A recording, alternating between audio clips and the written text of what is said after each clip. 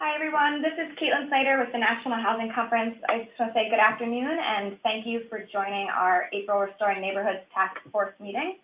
We've got a really great set of speakers lined up to discuss naturally occurring affordable housing for you. They're going to be talking about the importance of preserving this valuable housing stock and how affordable housing developers are engaging in this work. So our speakers are Deidre Schmidt, who is the President and CEO of Common Bond Communities, Ann McCulloch, who is President and CEO of the Housing Partnership Equity Trust, and Jane Graff, who is President and CEO of Mercy Housing. And all of them will be sharing their experiences in acquiring unsubsidized affordable housing and financing strategies and partnerships to make all of this work.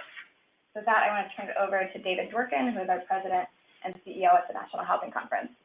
Thanks, Caitlin. I just wanted to welcome everybody and thank our panelists. This is a really interesting topic, and which I think is reflected in the number of people who've wanted to join the call, and I'm looking forward to learning a lot. So I just want to let everybody know how much I appreciate your interest in NHC and hope you continue to find these valuable. Thanks, David. So before we dive into our presentations, we wanted to quickly run through a few updates. So our first one is just around appropriations. So I'm sure most of you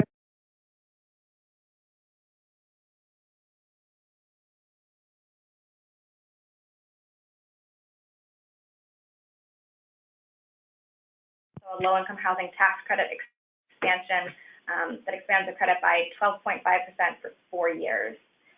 There's also, in that bill, allows for income averaging in low-income housing tax credit properties, which creates a 60% area median income ceiling on entire developments.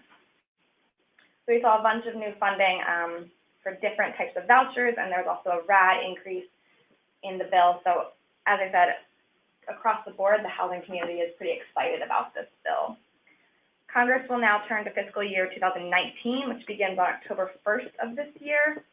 Earlier in the year, Congress passed a budget deal that raised the caps for fiscal year 2018 and 2019.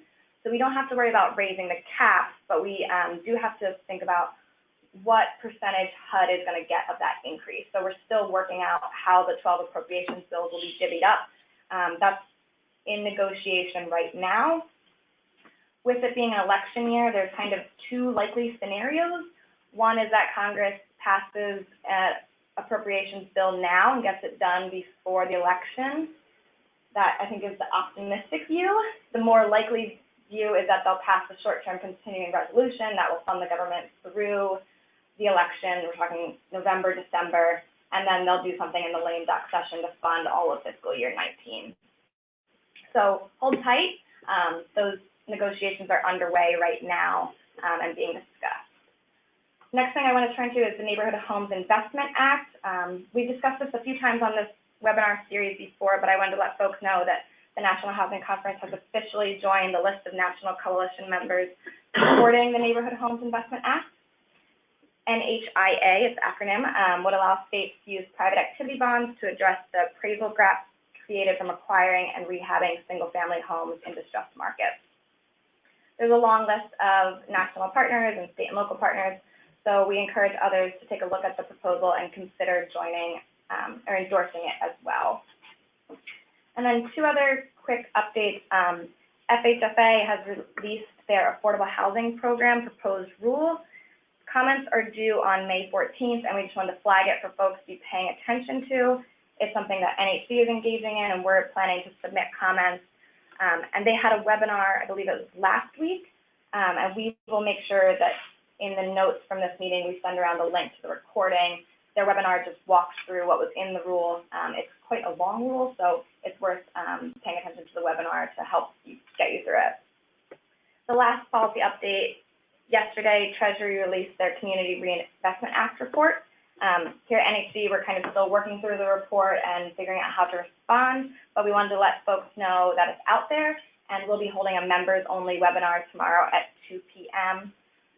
We're expecting a notice of rulemaking from the Office of the Comptroller of the Currency on the CRA modernization, and we will also be weighing in on that. So make sure folks are paying attention to that.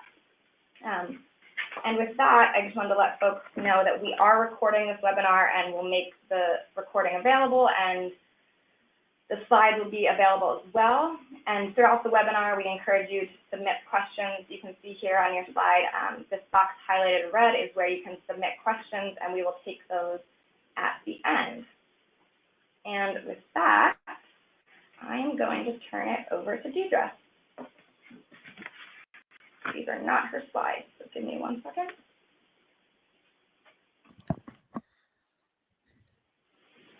There we go. Okay. Well, thanks for this opportunity. I was asked to kick us off and share a little bit of the rationale that my organization, Common Bond Communities, had for becoming involved in the naturally occurring affordable housing space. You can advance the slide. So the dynamics in our market, our primary market, which is the Twin Cities, we also have a big presence in Milwaukee, is probably not unlike what you're seeing across the country, hence your interest in the subject matter in this webinar. We're just really seeing that the demand for rental is at an all-time high. We're seeing that the total supply of workforce housing or unsubsidized affordable housing is aging and shrinking. We're seeing a lot of purchase of these properties for upscaling, upmarket movement. And we're seeing these dynamics as shown at the bottom of the slide, where we're seeing, and these are, by the way, for the Twin Cities metro area and adjusted over the last decade, we've seen in real dollars, the gross rent increases at 9%, while renter incomes decreasing by 11%. Next slide, please. So we're seeing this kind of perfect storm. It's actually something that here in the Twin Cities we started paying attention to starting in 2012 and 13. As a region, we started to wake up to the fact that we were losing a lot of our rental housing stock and that we relied really heavily on the unsubsidized affordable housing in our market to create a healthy housing market and to provide options for lower income people. Next slide.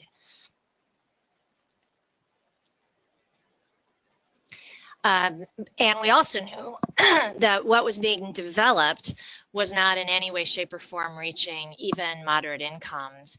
So this is just an illustrative slide you can advance that showed, you know, when we started in low-income housing tax credit development work, when the program was created in '86, you know, that was 60% of AMI was roughly the breaking point at which you could conceive of renters being served well by the market. What we know from the markets that we're in today is that any new construction is really targeting folks that are at or above 80% of area median income. And certainly in Minneapolis proper, we're looking really at rents that are affordable at 100% of AMI. So as we see the reduction in the subsidized stock and the upmarket conversion of more modest rental properties, we really are seeing a gap here.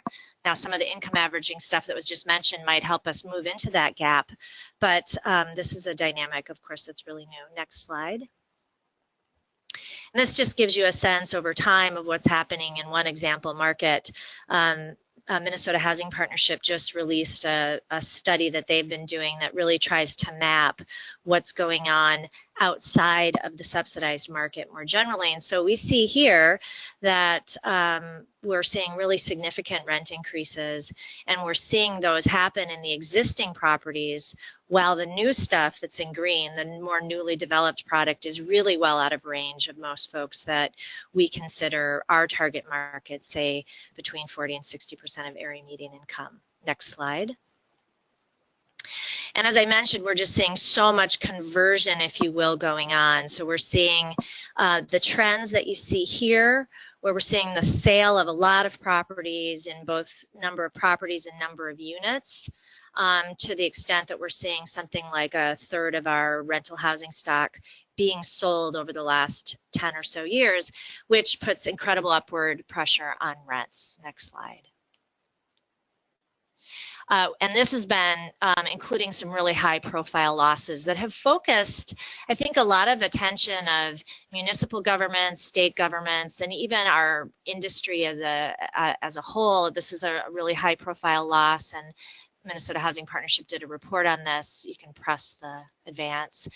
And it really raised the profile. This was a property where, almost 700 units were lost virtually overnight. The new property owner came in, did some significant aesthetic upgrades, and also provided some amenities that were geared to a higher market. But more importantly, stopped accepting Section 8 and other rent subsidies and implemented some minimum credit scores, and that resulted in, the displacement of about 1,000 people. And so while, this was seen by some in that immediate market as a positive because it was investing in a property that, theoretically was probably overdue, the fact that it resulted in displacement, even of residents that had lived there for decades and had been good tenants by all measures, including really good payment histories, it excluded those folks. And we know that this is just one example. And then that 700 units that was lost from our naturally occurring stock basically wiped out all new production that happened in 2013, for instance, in our market. So these are really significant losses that in most markets we can't do much about. Next slide. So Common Bond, noticed this going on and decided that this was a place where we could expand slightly into a slightly different business line, do so prudently, take a lot of the skill sets that we had with us and a lot of the experience of our staff from their lives before Common Bond, and be effective in this space. And so we engaged in a business planning process that looked at not only kind of what was our mission mandate around this work and why we felt like it was absolutely mission central for us, but also what was the business proposition. And we organized that work into this three-legged stool. We looked at what the operating model would be.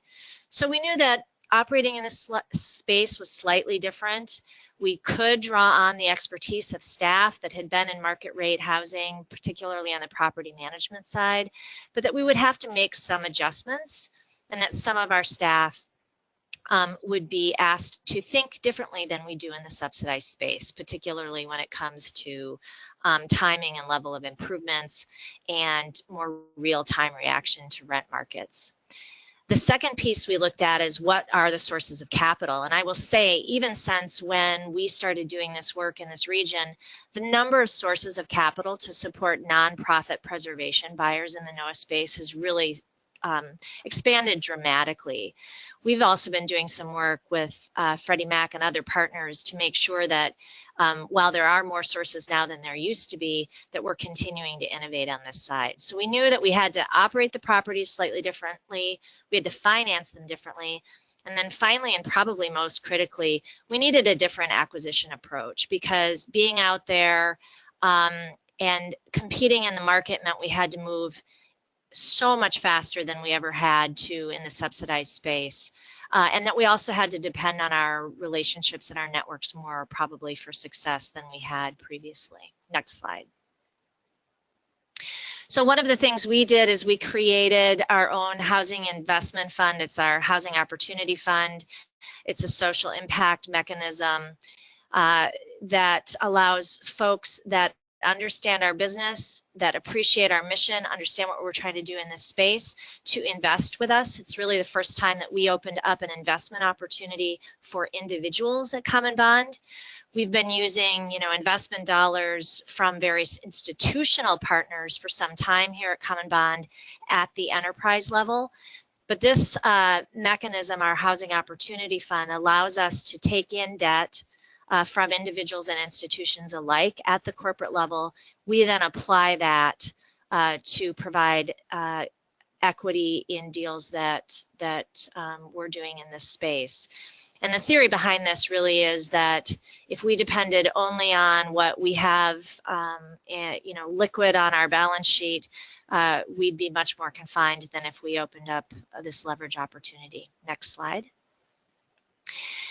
One of the things that's important that we talk about when we talk with investors is what is it we're trying to accomplish here? And this was probably the most important kind of departure point for our board when we got our heads wrapped around what success looks like. And the point I like to make in this is that when we're operating outside of a highly subsidized, highly regulated environment, it's great because you have this infinite freedom to do what you think is best for communities you're trying to serve with the real estate.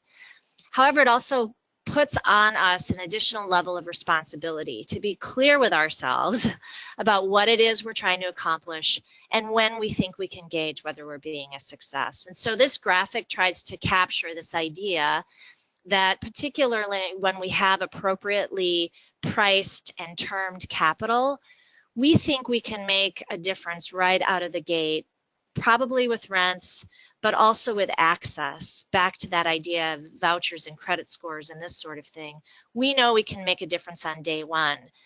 But we think the real measure of our impact in this space is going to be shown out years from now. It's going to be when we accomplish what we think we can, and that's diverge from market rents over time, so that we're growing that delta between what a resident would pay at a common bond NOAA property than what they might pay across the street at a profit-motivated, investor-driven NOAA property. Next slide. We have 3 example transactions I just wanted to share as a little bit of kind of context or a deeper level of detail. So these are 3 very different deals. I would say one of the common themes among them is that they either came to us through relationships that we already had with lenders or other professional networks, or they were facilitated greatly by those relationships. As I said, they're very different properties, they're in different markets, different configurations, and they all had something that really interested us and made us feel like it was a good fit for what we were trying to accomplish. The first property, Boulder Ridge, was actually much newer and a higher kind of a much larger property configuration than we thought we would ever do in this space. But it really appealed to us because we knew that we could acquire this property, not raise rents, and offer really large family units, the kind, you know, some of these units are 2,000 square feet, the kind that we really can't build through the current tax credit program. The second 2 transactions are pretty interesting because they came to us because the seller was interested in and open to conveying to common bond if we were able to meet a price that he thought was fair. He basically gave us the first look. What we were able to do by virtue of a relationship that we had with his accountant was that we were able to arrange for a bargain sale, which reduced our price by about $1.5 million. I'm sorry, 1.2 million, but it also allowed him to walk away net of taxes with what he had originally desired. The other point about these 2 deals is that it allowed us to experiment with this program that we had designed with Freddie Mac and Mercy Housing to facilitate nonprofit preservation in this space. One of these deals was structured with debt, and the other was structured with equity that came through Mercy and JP Morgan Chase Foundation and through National Housing Trust Enterprises and Kresge. Next slide. You can cycle through these. I just wanted to give people an idea of what this product is looking like, both internally and externally. And then this slide just shows in a summary form a little bit about the sources and uses by percentage, basically, of the deal, just because I thought folks would be interested to see what is it we're really looking at. And you can see here that we're doing most of what we're spending on these deals is really in the acquisition. We're doing improvements according to needs of the properties and with an eye toward doing improvements that stabilize the bones of the property. We're looking at windows and roofs and that sort of thing as a priority over aesthetic and more market related issues like, you know, granite countertops or that sort of thing, which might be another point where we diverge from other buyers in this market. Next slide. I'll turn it over to my colleagues. Thank you so much. That was a great presentation, and give me 1 second and I'm going to pull up Anne's slide.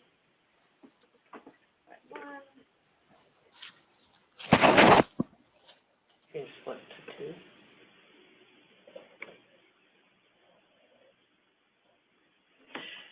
Well, thank y'all for letting me be a part of this presentation. Housing Partnership Equity Trust is a social purpose REIT whose mission is to acquire and preserve affordable and workforce housing. We're all NOAA properties all the time. We were founded and are owned by leading nonprofit affordable housing developers around the country, and also got support from institutional and impact investors, including foundations, banks, and insurance companies. We bring capital from the capital markets to these transactions and buy affordable housing in partnership with our nonprofit affordable housing partners. In a typical deal, when you buy an apartment building, not unlike buying a house, you put 20% down. And of that 20% down, 85% of the capital comes from us, and the other 15% comes from our joint venture partner. We focus on opportunity neighborhoods that have the components for household success. Access to good schools, public transportation, anchor institutions, and access to jobs. At this point, after 5 years in business, we have 15 properties and 14 property joint ventures around the country, totaling 2,955 units of housing. And we serve on average across our portfolio households making 57% of the area median income.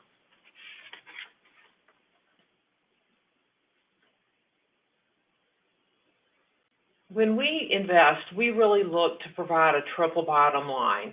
You're looking to provide an economic return to our joint venture partners and to our investors. And we're looking to provide a mission return, which is acquiring and preserving affordable housing and maintaining that affordability for the long term. And we're providing an environmental return because we're buying older properties and greening them up so that they make more environmental sense for the long term and are healthier properties. Next slide.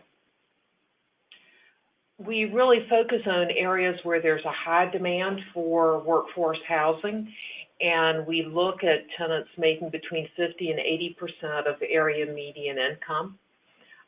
We use 3 different strategies when we look at buying properties. It may be a simple cash flow strategy where you buy a property that is functioning relatively well. You take some steps to make it run better. But in essence, you serve as a thoughtful steward of that property. We may use a value add strategy where we go in and make enhancements to the property. We improve the facilities, the community facilities, or we improve the individual units. And then in a few cases, we do redevelopment strategies where we buy a property that has a developable lot as part of it or that is ripe for significant rehabilitation. Our focus, as I noted, are in high opportunity neighborhoods. We are not targeting neighborhoods that have been left behind where you often need much more subsidy than we're able to bring to a transaction. We're very conservative when we underwrite our transactions because these are properties where we intend to increase rents on average about 2% per year. So there's not a lot of wiggle room. So we use a conservative level of long-term property debt between 70 and 80% loan to value. And we get good debt pricing from Fannie and Freddie and FHA because of the affordability of our properties. And we often take advantage of local tax abatements and local soft subordinate financing. But really, we focus on managing our properties to contain costs and ensure that rent increases are fair and reasonable, but property turnover is really minimized. Next slide. As Dick really focused on, there's a real market challenge here, which is that almost all of the development in the last 20 years has focused on luxury housing, but the demand is for affordable units. And as a result, the number of units that are available and affordable for families of modest means has declined. In the last, according to the National Low Income Housing Coalition, looking at data from the American Community Survey, in 2007, there were 67 affordable and available rental homes for every 100 renter households, with incomes at or below 50% of area median income. Today, there are 56 homes for every 100 renter households. So the crisis is getting worse. Here's a picture that shows where our properties are today across the country. As you can see, it's on the outer edges. It's on the coasts and the big cities at the top of the country, and then across the west. And we focus where our nonprofit partners are headquartered, because that's where we get our best opportunities. Next.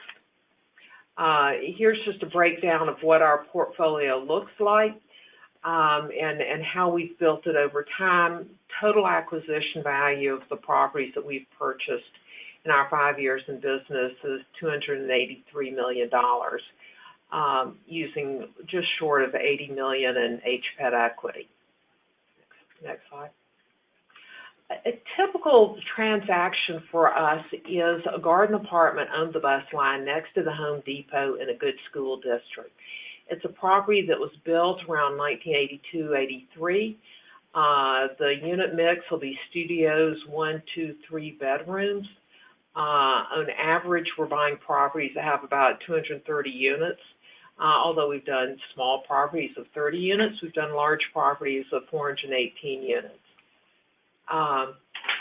And the properties are relatively simple. They have a community room, a fitness center, a pool, and a playground. Most of them had a tennis court when we bought them, because, again, they were built in 1982, and we find that none of our tenants are using the tennis court. So we usually convert that to a basketball court, sport court, or we take it out and we make it into a dog park that really becomes the center of the community. Typical rents in our properties range from $570 a month to just under $1,400 a month. Next. We assess each of the properties we look at before we buy it, and then over time to see what it presents and what its neighborhood presents for our tenants, looking at its nearness to job centers, retail, groceries, parks, good schools, Head Start programs, health centers, and transportation to the urban core, and then score each property against that scorecard. We also look at sustainability measures. Again, this is on one hand, you're trying to reduce costs, but you're also trying to create a healthier living environment for your tenants. So we build in energy efficiency programs, water smart programs, recycling. You look to Healthy Kids programs, which often are putting in low VOC paints, for example, and add smoke-free initiatives and energy tracking. And then use energy tracking benchmarking tools to see how the properties are performing over time. We have a case study of a transaction, property we own in Silver Spring. It is a great property next to the FDA's large national headquarters. When it was built, it was somewhat ex-urban. Today, it's virtually inner city and very close to all the amenities of downtown Silver Spring. When we bought it in 2014, and we've really focused on both maintaining the current affordability of the property, but also continuing to make improvements in the units because it hadn't been refreshed or enhanced over time.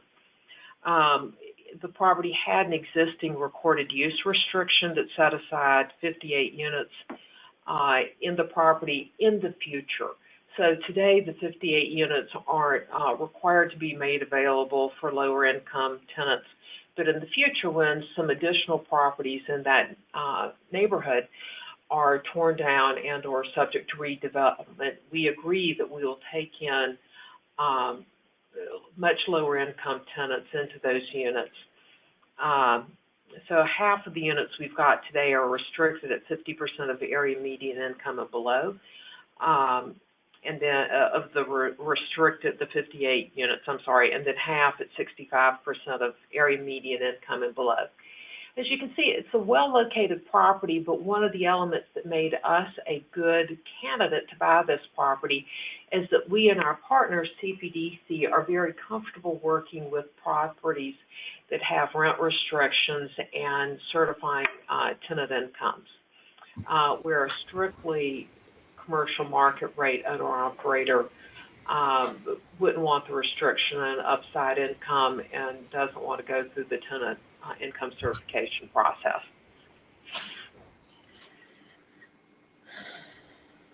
And then here, I just have the sources and uses to see, so you can see how we put together the funding for this transaction. And again, typical of our deals, we had 76% loan-to-value GSE loan, and then the rest of the equity came from us and our partner, CPDC. Thank you. Great. Thank you, Anne. I can see several of you are submitting questions. I want to encourage you to continue doing so. We will take those at the end of the presentation. So with that, we're going to turn it over to Jane. Great. Good morning, good afternoon, wherever you happen to be. Great to be with you today. I have to start by acknowledging the artistic prowess of my colleagues. The page you're looking at on my presentation is the prettiest one in the entire deck. I'm trying to manage your expectations here because I take the practical approach to PowerPoint, which is the creativity part of me goes just as far as font size and the use of bold. So don't expect any pretty pictures. We're going to talk more about what our experience at Mercy Housing has been with NOAA, with about a 2-year time frame, almost 3 years of work in this area, what we learned and our thoughts on it. So if you go to the next slide, please. So, you know, our colleagues, my two colleagues, Deidre and Ann, both really focused on, Deidre really made a great case for understanding why would we even do this? Why is NOAA important? And I think we can all agree it really is an important asset class to preserve, and we need it. So I'm not going to really talk about that. Ann really focused in on a financing mechanism that works, and there are multiple, and HPET being one of the very first. I'm really not going to focus too much on that. I'm going to focus more on, you know, so why did we get into it? Same reasons, as well as recognizing we wanted to really sort of blend out our portfolio of affordable housing and add a different kind of property to that portfolio, so we weren't so dependent on LIHTC. That was the big business reason, aside from the mission reason, which is so much of this stuff was being lost and flipped, and so much speculative action going on in the real estate world. And then, of course, we went to J.P. Morgan Chase, and I'm going to credit my colleague Cindy Holler, who was the person who worked on this for Mercy Housing for the full. She was with us for many, many years, but worked on it for the full 3 years. We were really engaged, and Cindy was able to convince J.P. Morgan Chase to, you know, take the plunge with us to really get into this space and try to figure out how can we make this work. And so they very graciously gave us $3.5 million to invest in various properties, which we did over time, including in one of the transactions that Deidre highlighted in Anoka. If you go to the next slide, please. So what was our experience? As I said, it was 2014 to 2016 is the time period where we reviewed over 123 properties. We had one dedicated staff in Cindy and a financial analyst that was on a consulting basis, but worked for us very significantly. And we looked at 123 through brokers in pretty significant detail. And for those of you who are in this space, you know exactly what I'm talking about. This does not include any of the work that we do through our regional organizations of acquisition of whether it be a GP interest in an existing LIHTC property that's an acquisition, or any other assisted housing stock that we might be looking at. It doesn't include any of that. These 123 properties were through NOAA, on the market, through brokers, and so I just want to make that distinction. This resulted in about 65 offers, which is, we all know, takes a fair amount of time to do, and then 32 best and final offers where you really have to get in there and try to figure out how you're going to slog it out to be the winner. This resulted in basically 3 acquisitions where brokers were involved from the bid process. We had an additional 5 from a direct purchaser relationship, but it's not on the same playing field. And I think that I really want to focus on, what does it take to do this work, not necessarily when you get lucky and you have somebody who walks in the door and says, would you take a look at these properties? That's a very different conversation and a different experience. So flip to the next slide. So after our experience in that 3 years and how difficult it was to come up with opportunities that we could bring to the closing table, we decided to step out and to reassess and to think about, what does it take? What's our experience been? How should we approach this? So I want to just talk about some of the struggles and some of the issues that we experience, and I know that others have as well, and they continue to work through it. One of the big ones was the conflicting goals between property operations, property management, our asset management, and the development team. I think it's safe to say that these deals really do only work when you put in minimal rehab. I mean, we're used to doing much greater rehab, and so getting to the point where we were comfortable with the final product being a B product versus an A, or maybe even a C plus versus an A with the minimum rehab has really been tough for our team to. No, not you. You should flip back. You moved it ahead. There you go. Thank you. And so the developer really, they come into this thing and they think, we got to get this deal done. We're just gonna get this deal done. The management company says, we got to keep it. We want a deal that we can keep full, is going to be marketable, and we can hold expenses. And asset management is thinking, we got to have cash flow. So everybody's coming at this from a little different perspective. And so everybody wants something a little different when you look at the property. So that's number one. I always like to say that management and asset management see the problems, and the developer only sees the opportunity. And so you've got these conflicting end results that don't make it easy to get into this work. The market analysis and assumptions require a really different understanding of your prospective tenant base. Market assessment is always a struggle, and it's like, did we get it right? Do we really understand this market? Can we get the rents that we think we're supposed to get in order to make this deal work over time? That's very different when you're out there in the competitive space versus when you're in the affordable space. We're used to having market rents that are anywhere from 5 to 20% below the market. So your ability to market that property is not your issue. It's more about your compliance issues. Whereas this space really says you got to hit it right. You have to understand it. You have to understand when you're in that property and you're looking at it, is there overcrowding in these units? Am I going to have a bunch of relocation? What are the amenities that we need in order to compete in this market? There's a whole series of things that we're not used to doing and don't necessarily do well. Broker relationships were critical to this market and needed to be understood. We don't really play well in this broker space. Brokers like relationships with developers that they understand and are predictable. They want a quick close. And we couldn't offer them a whole series of examples of how we could move a deal from beginning to end and close in that 45 days or however, 60 days or whatever it was. We have a board of directors. There's a lot of approvals necessary.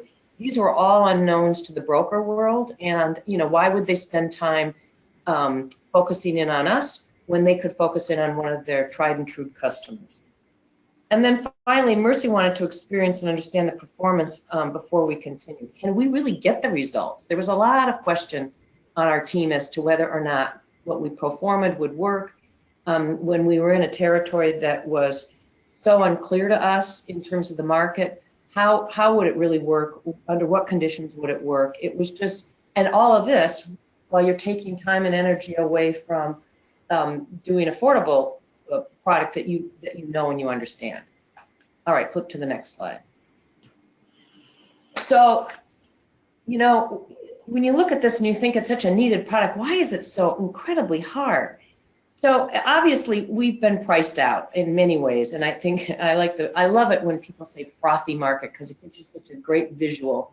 And I remember back, this is somewhere in between 2000 and 2005 when Alan Greenspan was still the chairman of the Fed, and he at the time, this was even way back then, referred to it as the markets were irrationally exuberant. And I think that, you know, if this isn't irrational exuberance, I don't know what is. Because, you know, there's just crazy money being thrown at real estate that makes absolutely, in our minds, when we're looking at an investment, not very much sense. We just don't have the edge for stepping into that kind of an overpriced, heated market. So that really reduces what we can do. The race to the closing table that requires fast due diligence decisions and ready capital that's priced right has really been tough as well. As you know, we don't have the reputation with the brokers that they will give us the benefit of the doubt that we can close. We tend to be slower and more risk adverse.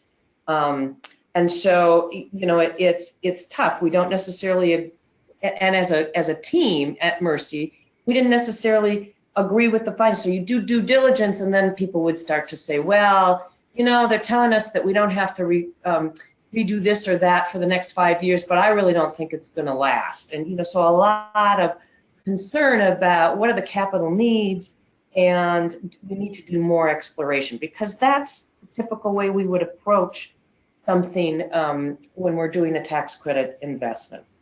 We just didn't have the stomach to pull the trigger in as rapid a pace as you really have to in this kind of a market. The minimal renovation of between 5,000 and 15,000 a unit, when we're used to doing, you know, 50 to 75,000 a unit, is a really tough shift to make. You know, those assumptions about the systems that need replacement are really hard to manage, and it's a bit of a guess as to what's going to last and what isn't. And I have to tell you that of the 3 properties that we have done, the one property that is not cash flowing, we're not feeding it certainly, but it's not cash flowing in the way we had hoped, is for the very reason that we were unable to put in enough improvements at the beginning, and so all of the available cash flow is really going for those improvements into the future. And so I think that's not an uncommon problem in this space, is that you feel like, you know, you really can't do what you want on the front end to buy it, and so you end up investing more than you had anticipated as you go along, and that therefore the cash flow doesn't really start to materialize until some of the further years out, maybe after 5 years. Underwriting assumptions require really an uncomfortable market risk. Some of those underwriting assumptions that you look at as your, a pro forma can make anything work. We all know that, right? All you got to do is tweak this, tweak that. You go from 1% to 2%, whatever. All of these assumptions are to some extent guesswork, and if, you know, depending on how close you are to making the deal work, you know, you can start to manipulate those assumptions in a way that are kind of uncomfortable for those of us who are used to being in the subsidized marketplace.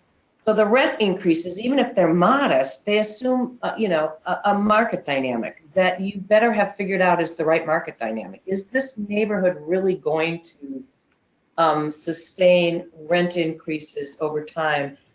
Are the properties that are around you going to continue to improve so you can do those rent increases? Did you get that right? You really have to be looking at the competition in a way that we never have to do in the affordable market. And then, you know, when you start looking at your market rate competition, your for-profit guys who are using things like rent optimizer software, which is like we're all looking at each other in the affordable world and saying, rent what software? You know, we're focused on what are our compliance requirements? What are we restricted to? Not what is the algorithm that's going to tell us what the absolute max rent is that you could and should in fact charge. It's a whole different market dynamic that we're not used to. Now, I'm not suggesting it's the only way to do things, but it certainly changes you know, the way you think about looking at rents and looking at the marketability and looking at the overall financial transaction as the years go on. And then finally, nonprofit governance really does not allow for risk-taking in the same way that an investor-driven capital fund does. You know, we don't look at our whole total portfolio, and maybe we should, but we do not, and think about it in terms of, well, we can just, you know, we got 10 deals that we're investing in and one is going to fall out and we're going to lose X. Now, in fact, that might happen when you think about the affordable world and how you sometimes have to put money into a transaction to get it to close, but it's still affordable. But we don't think about it in terms of, you know, we're going to go out there and speculatively risk these dollars to even close on this transaction. And we're not, you know, we're gonna miss the market by a great amount because we didn't have time to do the due diligence that we would typically do. So we're gonna make that bet. That is not how our boards work or our committees work. Our you know, it just is not in their DNA in the same way that it is when you take a large pool of capital and you invest it in a large number of units. On the market side, we're not going to get that big upside to offset the loss, and so that has really been something that really restricts us in our ability to kind of play in this space. All right, next slide. So, you know, all of the slides that I've just described, or the points that I've just described, really do talk about things we've learned in some way or fashion. But I think these are the bigger takeaways for us. You know, it becomes really clear that successful transactions really are coming from known and or socially motivated sellers, and I think that Deidre even reflected that as well. We can make these work when we have somebody who wants this to happen, and they happen to be in control of the real estate. It's a totally different kind of interaction. They're not trying to get, you know, 25% over the asking price of a property. They're basically trying to get a fair price for their property in exchange for the fact that you're going to maintain reasonable rents and potentially not displace their long-term tenants. Those folks are out there, but it's, you know, it's a little bit boutique-y. They're not easy to find. You know, this next bullet might be a little bold of me to say, but I can remember Cindy, and I think Deidre, you as well, talking about after going through, you know, many iterations of financing, that the feeling was that if we could just get equity, we'll call it, or equity at 3%, rather than the big yields that most equity capital is being offered at, it would make a huge difference in our ability to have the capital to work in this space. And, you know, and when we really look at that, that really is a form of philanthropy, or a blended, you know, taking philanthropy and blending it with something else in order to get that. And I think that's the reality. There aren't, nobody's really interested in doing a lot of investment at 3%. It takes longer to meet financial returns than we expected, but the returns get there, and we're noting that in the properties that we have, is that while they didn't make their returns, or they didn't hit the yield exactly in the very beginning years, they are starting to get there over time. And so recognizing that, you know, you're going to have an investment that may not produce exactly like you want it to in the very beginning or right from the gate, but in many markets, you're going to be able to get there with a little patience. Property management practices are not the same as in the 100% restricted affordable portfolio. You have to understand that from the start. We have to talk about how it's going to be different. And I don't know, I think one of the biggest problems for many of us in the affordable world is there's a lot of work out there that puts huge and heavy demands on our property management companies. So getting them to focus on this when they're looking at their high mission work and the stuff that they are probably more used to doing, it takes the question would be, maybe you don't use your property management company, maybe you use a different company to do this asset group, because the competition in terms of attention and the difference in the way the work is done is really pretty tough to overcome. And then, understanding your current tenant base. I think one of the things we found as we did the due diligence on a lot of these was, that the occupancy rates were really, in fact, inflated, and that they weren't, in fact, what the seller was telling us they were. And the rents collected were, a little bit, they weren't exactly how it was portrayed, but there tended to be, in many cases, a fair amount of over-occupying of units, which we completely understand. It makes it affordable, but certainly isn't a practice that we adhere to in our housing in the affordable world. And you have to recognize that the reason we're doing this is to really create stability in that tenant group. So to purchase something and not understand what that is, it doesn't do anyone any service. And so that was a big takeaway for us that I don't think we expected. So if I step back and say, so what does this mean for Mercy Housing? Are we, is this something that we will do in the future, or take our learnings and try to make the shift and put into practice what we've learned? And I think the answer is yes, we do want to get back into working in this space, but I think we have to do it in a much more focused way. We're a large organization, as many of you probably know, working, actively developing in 10 states, but we're in 41 states through our loan fund, through our development work, through our property management company.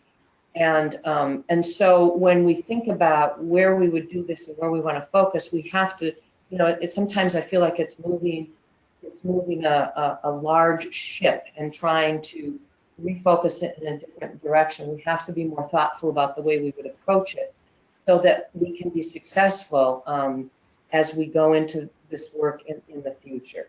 I think it's really important work to do, and I think that the opportunity for capital in this space is much greater than it was when we started this work 3 to 4 years ago. And so I would encourage any organization that's thinking about it to move into this space, but do it with your eyes wide open. So thank you very much for your attention. Great. Well, thank you so much for that, Jane. We've had a ton of questions come in, and so I encourage everyone to continue doing that. So we'll go ahead and get started in the order that they came in. So Deidre, we got a question for you. Can you talk a little bit more about the housing fund and how investments are handled? Sure. So we did a bunch of research and looked at other models and determined that for us, and at this point in time for us, this fund structure made more sense than direct investment in individual transactions. This idea of bringing capital in at the enterprise level. So investors are looking at common bonds, ability to repay these obligations, not underwriting the individual transactions. And that was really important for us. So our investors in the Opportunity Fund don't look at underlying deals. We, of course, spent a lot of time and energy on that. All the things that Jane was saying make this complicated are true. We have our housing board, which is basically a technical review committee that looks at individual transactions that then get financed using the Housing Opportunity Fund. And then the role in the capital stack that the Housing Opportunity Funds plays is, between 3 and 15% of the total quote unquote development costs, the total transaction costs that is required from us in order to leverage other sources. thank you. And this next question, Anne, I believe this came in while you were speaking, but we'll let anybody answer it. Is the affordability of any of these projects secured by covenant? Yes, in many cases. We've bought things that were tax credit properties that are no longer drawing subsidies but have long-term use restrictions. We add additional use restrictions when we get additional financing that will support it. So if we get soft subordinate financing from the county that the property is located in, or get some other form of subsidy, we will add use restrictions. We don't add use restrictions unless there's an identified source of funds to support them, because this is real estate and you need to make sure that the property is economically viable. Do others want to chime in on that? So I'll chime in. This is Jane. Every location is so different when it comes to this, and I found it interesting on one of our transactions where there was the ability to get a donation investment or donation write-off. The seller, if they donated a certain amount, could get this.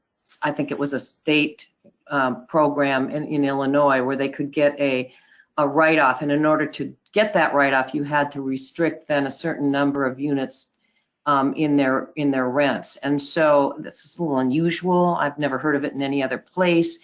But in order to get the price down of the initial acquisition, we did do that. And it did restrict through a covenant. So these could be wildly variant in every market, and not necessarily the same old stuff that we're used to seeing, which would be home dollars or some of the typical things that we are typically used to seeing in affordable transactions.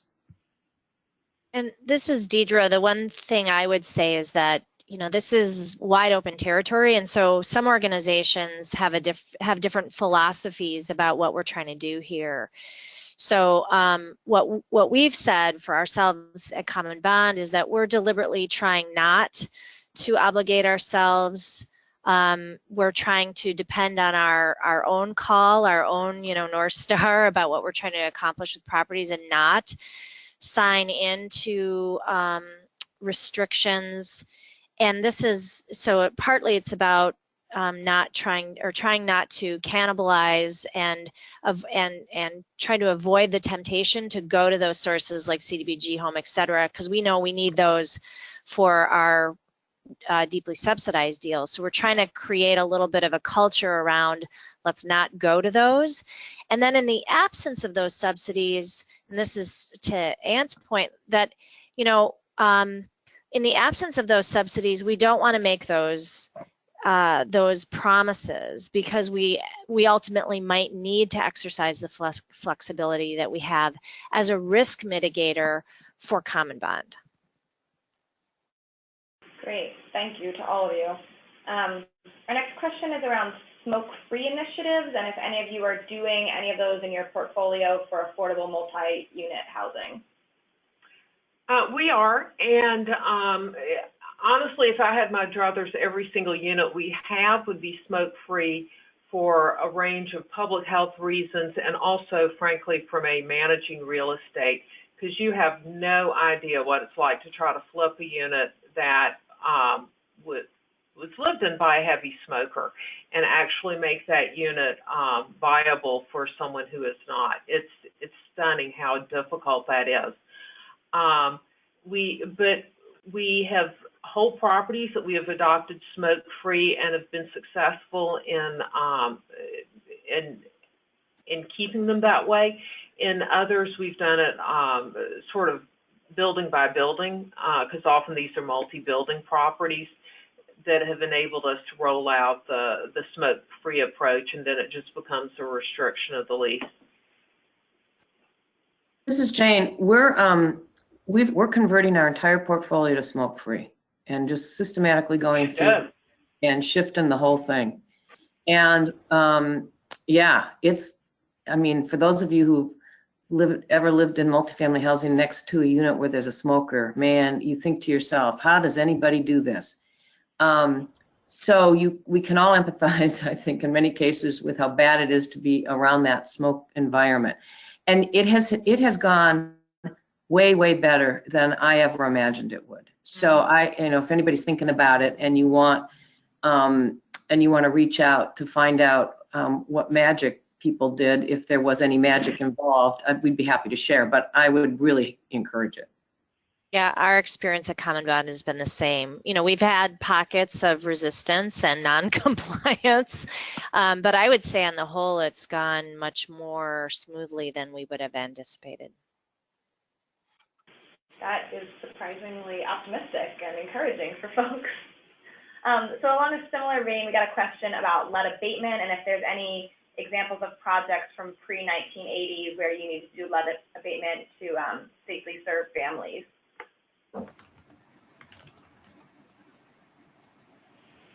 The properties we've purchased have been later vintage. And again, you're looking at properties where you're only going to be able to do a small amount of rehab. And so older properties that often need lead abatement and may need some really substantial rehabilitation are not a likely execution for us because you're going to need a subsidy source for that substantial rehabilitation. So those more often go to the tax credit market than they go to us. But we do look at those issues when we underwrite potential acquisitions. And I would say, in Common Bond's experience, the interesting thing that doing this work has done for us is that it's opened us up to more acquisition opportunities on the subsidized side as well. And we have kind of decided to take this approach that we have a big funnel where we're going to look at all acquisition opportunities, and we're going to decide largely based on need for capital improvements, including lead and other things, whether or not we can accomplish it without putting it into a deep subsidy model. So there's kind of a decision tree. And so really things like that, we've acquired a number of properties that we wouldn't have looked at previously, we wouldn't have been competitive at, or we wouldn't have been taken seriously by a seller, that we've gotten to take a look at and that we have acquired, that we've then gone and put through a tax credit execution, for instance. But we're doing that because we've concluded that the physical needs of the property exceed what we can do in the unsubsidized space.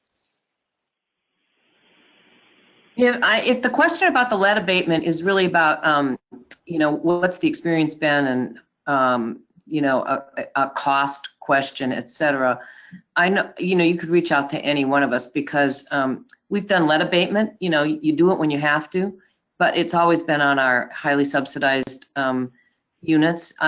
So depending on what the question was really getting at, we'd certainly have information to share. Great, thank you. We'll move to our next question. If a city is interested in NOAA, what are the next steps that nonprofits or housing providers should be taking? The issue is money, money, money. And for me, that discussion starts and ends with what your sources of funds are. We do a lot of consulting to people in different jurisdictions around the country, and certainly I think Deirdre and Jane are great examples of folks who've really harnessed a lot of local funding.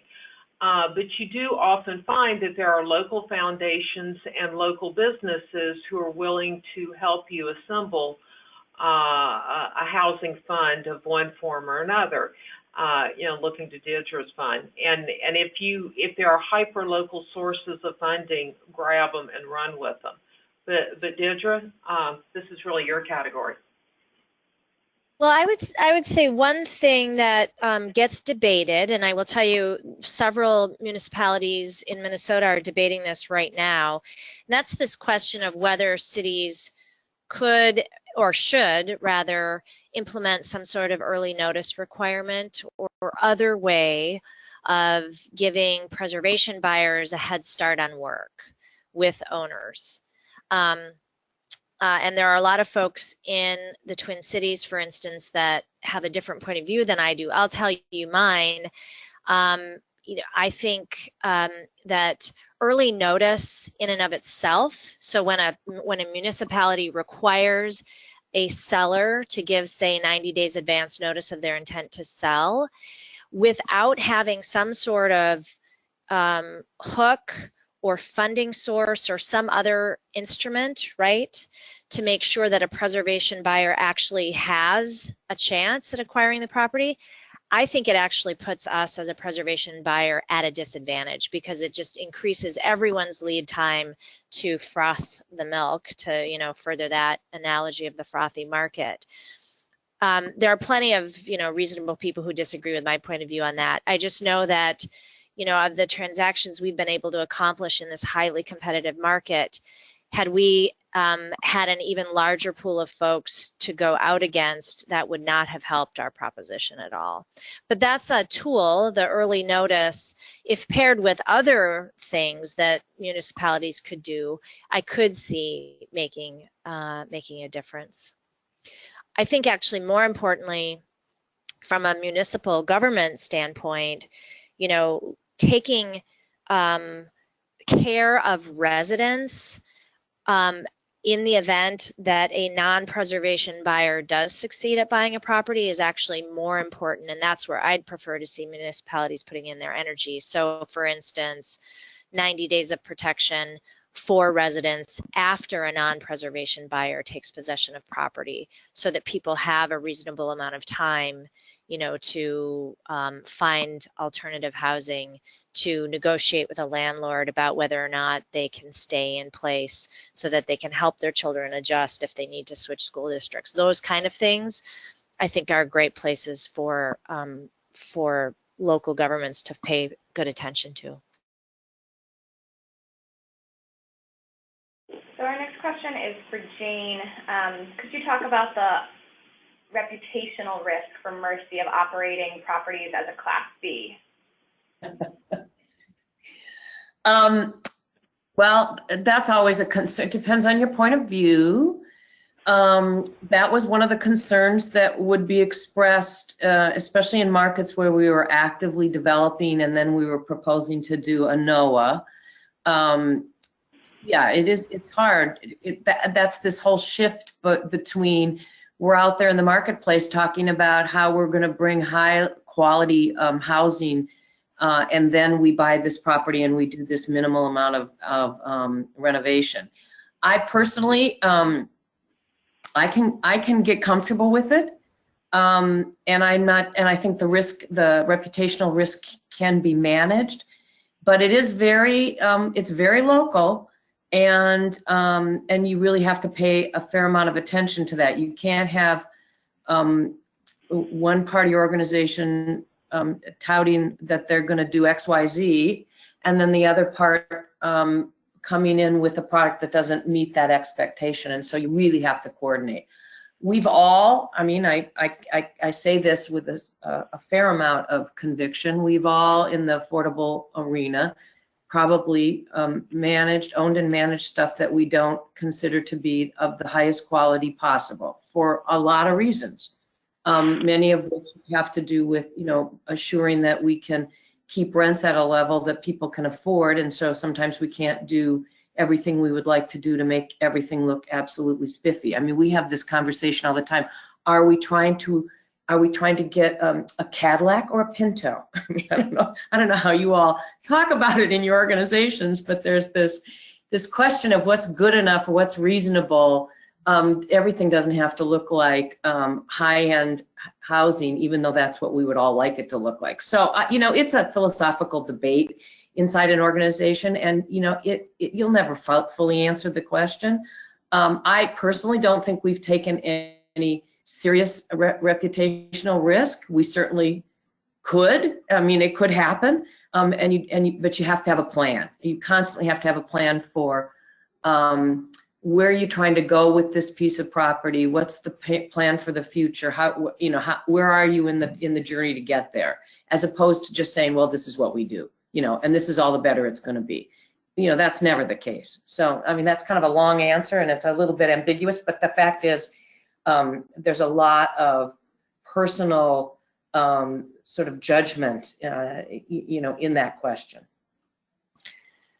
Right? Could I just say a quick word about reputation? Sure.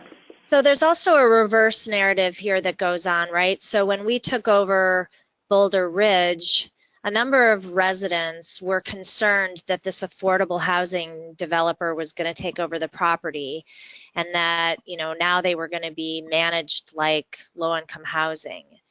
And I got the best letter from a resident that moved out of Boulder Ridge after she'd lived with us for about 9 months. She moved out to buy a home. And she said the quality of our property management, the responsiveness of our team was better than any she'd had in any market rate, under any market rate owner or operator, and that she only moved because she wanted to buy a house. And to me, that was kind of all I needed to know, that, we're having impact that's positive on the living experiences of people who live in those properties. Remember, these people are living in these properties anyway. So it's not as if you are creating a substandard unit, and we're not buying anything by the way that we wouldn't be proud to walk somebody through. But the point is that the value proposition we're delivering is way more complex than just, whether or not we have something that looks like a gold-plated, tax credit unit. And one other thing I'd jump in and say here is a real business differentiator for all of us on the phone between some of our strictly commercial competitors is that we treat our tenants with dignity and respect.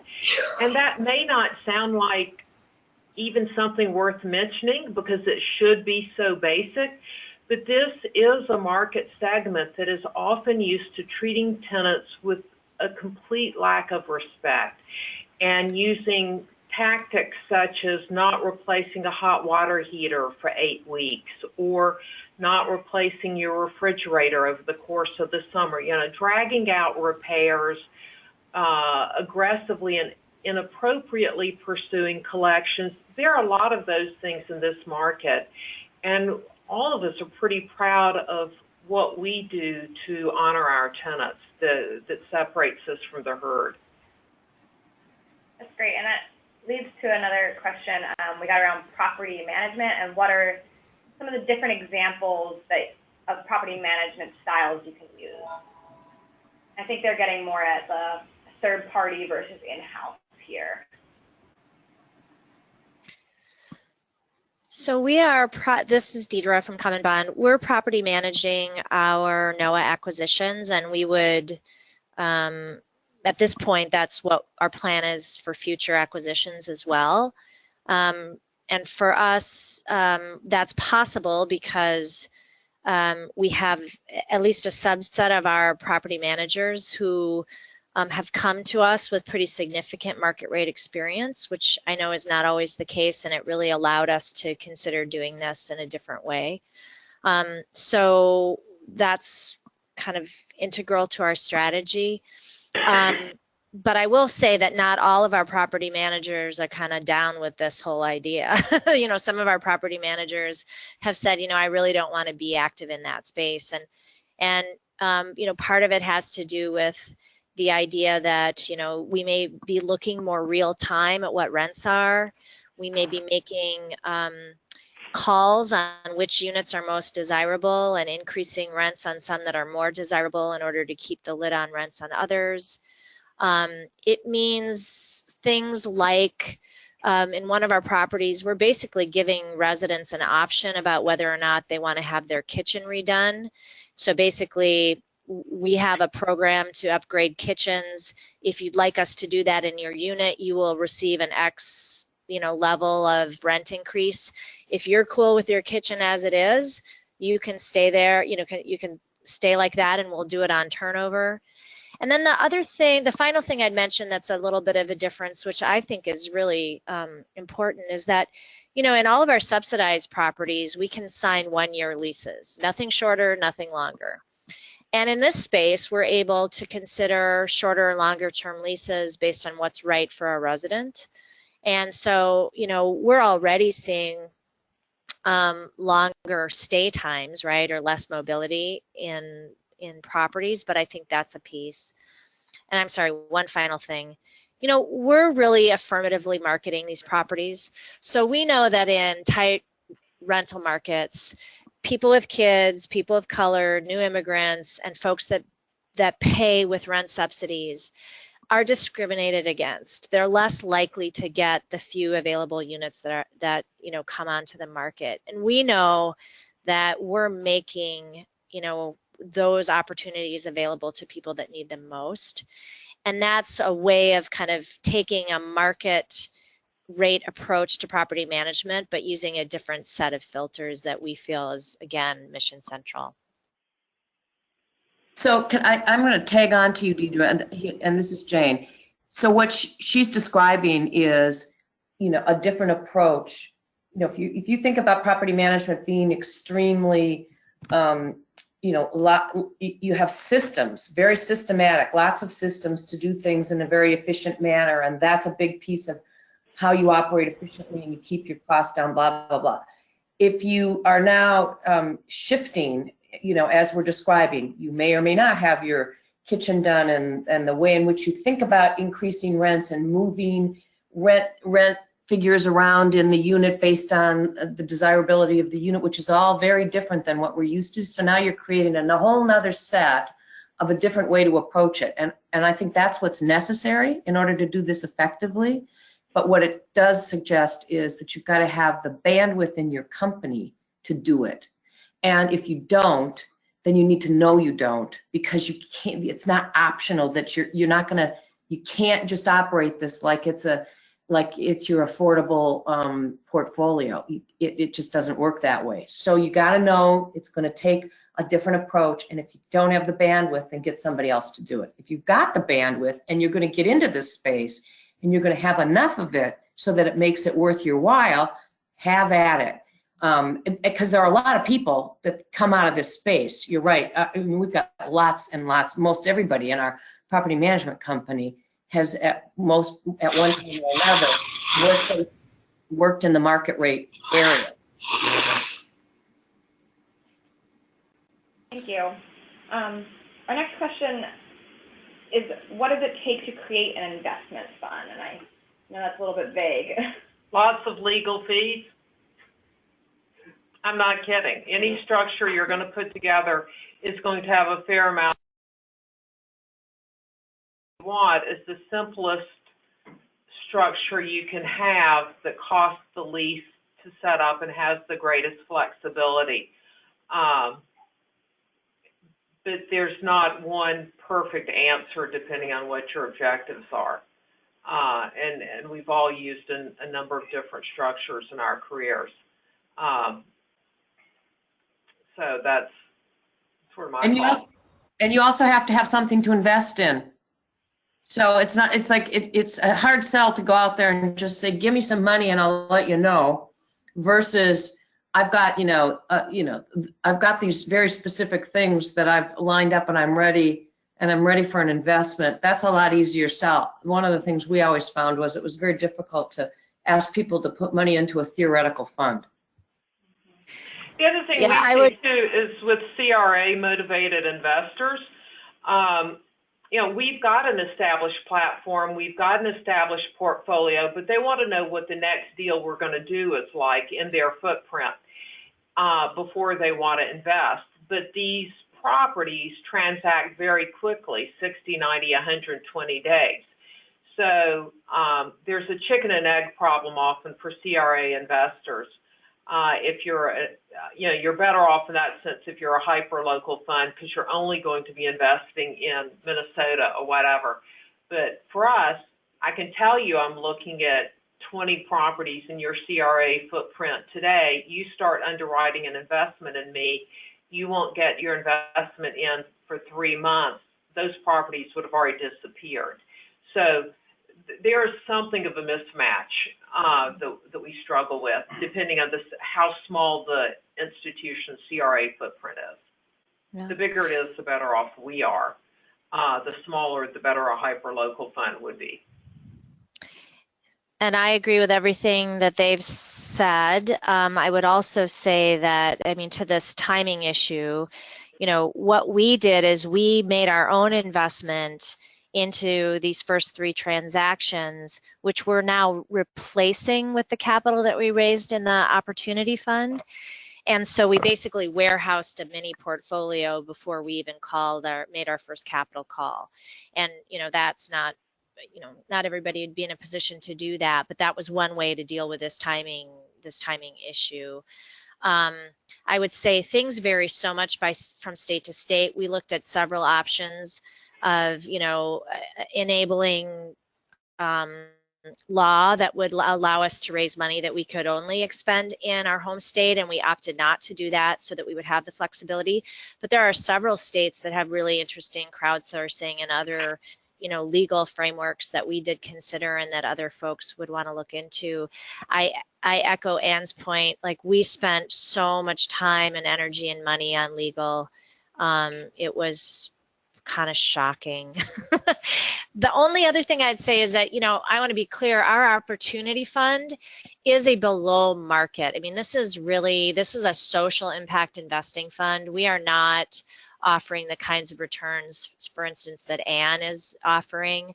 And we're very deliberate about that. But it also means that we have to be articulate to the folks that are investing with us about what we think we're delivering on the social impact side, the pace at which we're, you know, measuring those things, and how we're reporting back to them. So if there's a piece of that social return that people think they're building into a fund or, you know, another participation, good thought into that in advance is recommended.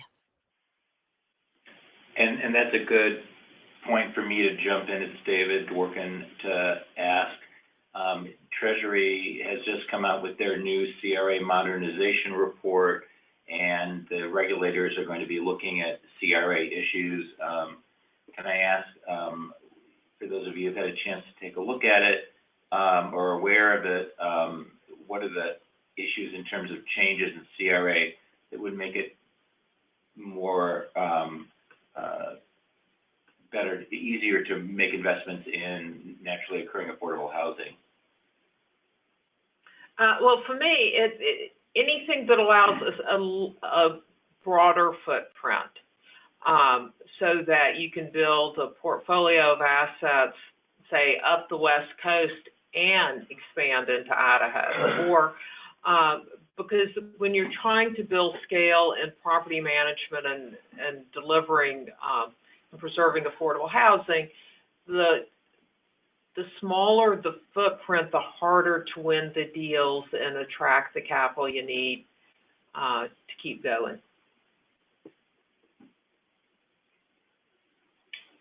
And I will just put in a plug here for tomorrow afternoon at 2. The National Housing Conference is going to be hosting a debriefing and discussion of the Treasury CRA report and discussion about next steps in terms of the regulatory process. So you can see our website there. It is a members call, and if you're not a member there, you can also join on the website. That's tomorrow at 2 p.m. And unfortunately, we're not going to have time to answer everyone's questions. So thank you all for your interest, and we will take down those questions and try to answer as many as we can offline. But with that, we're going to close the webinar, and I just want to say thank you to all of our panelists, and thank you to all of our attendees for staying on for the long haul for all the questions. So we will make the recording available on our website, and the slides will also be made available, and we'll try to get those out to you by the end of the week. And with that, I just want to wish everyone a good rest of your afternoon, and thank you so much.